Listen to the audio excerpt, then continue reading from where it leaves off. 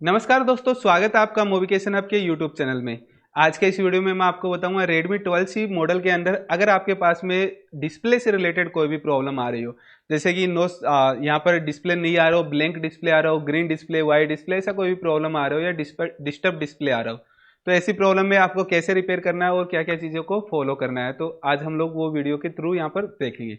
तो यहाँ पर हमारे पास में देखिए Redmi 12C जो मॉडल है उसका एक डायग्राम ओपन है। इस डायग्राम के थ्रू हम लोग समझते हैं कि कहाँ कहाँ पर क्या क्या चीजें चेक करनी है। तो देखिए यहाँ पर हमारे पास में ये जो कनेक्टर है ये हमारा डिस्प्ले कनेक्टर है।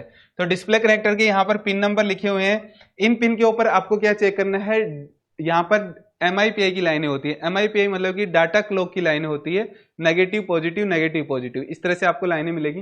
तो यहाँ पर हम लोग देखेंगे, देखो पिन नंबर यहाँ से हम लोग देखते हैं 47, 48, 50, 51, 52, 54, 56, 57, 59 और 60।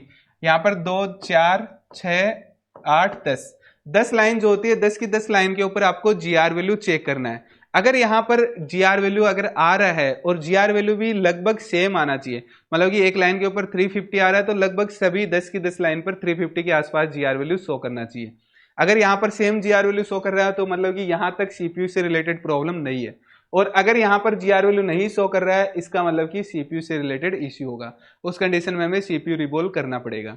इसके अलावा यहाँ पर हम लोग देखेंगे, एक रीसेट का लाइन है, एक T का लाइन है, ये लाइनों को भी आपको चेक करना है। इसके अलावा यहाँ पर हमें एक लाइन और मिलता है, डिस्प्ले ID का लाइन, वो लाइन को भी यहाँ पर चेक करना है। वो वाला लाइन भी इंपॉर्टेंट है। अगर वो वाला लाइन कनेक्ट नहीं होगा तो इसका मतलब कि डिस्प्ले कनेक्ट हुआ है या नहीं हुआ है, ये भी इंफॉर्मेशन नहीं मिलेगा।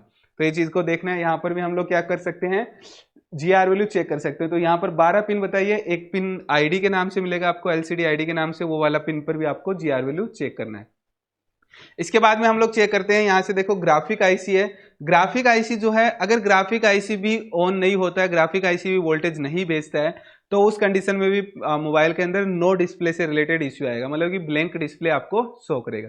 तो सबसे पहले देखिए ग्राफिक आईसी को वोल्टेज इनपुट क्या चाहिए, यहाँ से ये हमारा चार्जिंग आईसी है, यहाँ से ये VPH या फिर VSYS वोल्टेज आउटपुट करता है। तो ये वोल्टेज देखो एक डायरेक्टली एक कॉइल के थ्रू इस वाली आईसी को मिलता है इनपुट।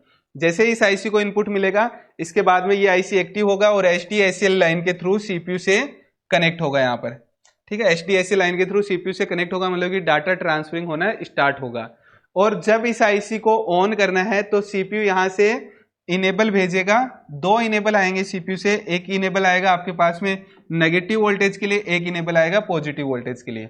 अगर ये दोनों इनेबल मिलते हैं तो ये वाला ग्राफिक आईसी है, यहाँ से नेगेटिव वोल्टेज आउटपुट करेगा और यहाँ से पॉजिटिव वोल्टेज आउटपुट करेगा। अब पॉजिटिव में आप देखेंगे तो लगभग एक 5 वोल्टेज के लगभग होता है और नेगेटिव में भी -5 वोल्टेज के लगभग यहाँ पर आपको मिलेगा। तो ये दोनों वोल्टेज मिलने बहुत इंपॉर्टेंट है डिस्प्ले को। अगर ये इनमें से कोई भी वोल्टेज मिसिंग होता है तो आपका मोबाइल के अंदर ब्लैंक डिस्प्ले का प्रॉब्लम आएगा। इसके अलावा अगर ये सब कुछ ओके है बट प्रॉब्लम आ रही है तो आपको चेक करना है ये 1.8 वोल्टेज।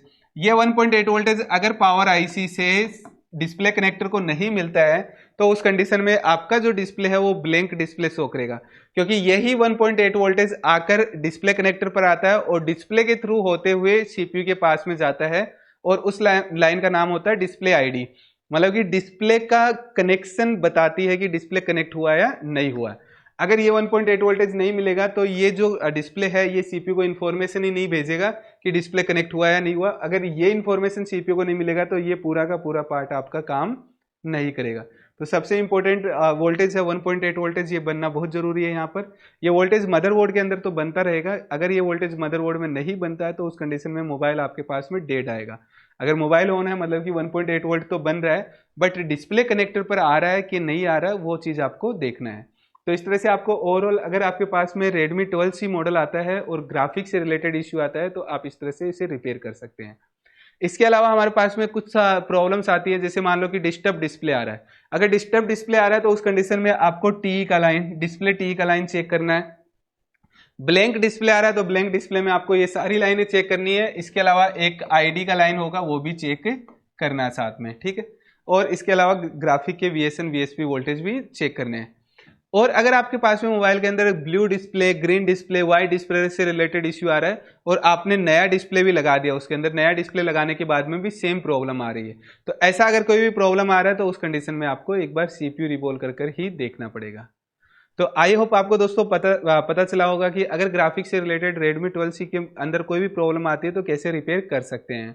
और अगर स्टेप बाय स्टेप प्रोसेस सीखना चाहते हैं, आप ऑफलाइन कोर्स हमारा ज्वाइन करना चाहते हैं, तो नेक्स्ट बैच हमारा 27 मार्च से स्टार्ट हो रहा है, उस वाले कोर्स में ज्वाइन हो सकते हैं। डिस्क्रिप्शन में हमारे नंबर दिए गए हैं, उन नंबर पर कॉल कर सकते हैं और कोर्स से रिलेटेड इन्फॉर्मेशन ले सकते हैं। चलिए दोस्तों, वीडियो को यहीं पर एंड करते हैं, मिलते हैं नेक्स्ट वीडियो के अंदर एक और नई केस स्टडी के साथ में।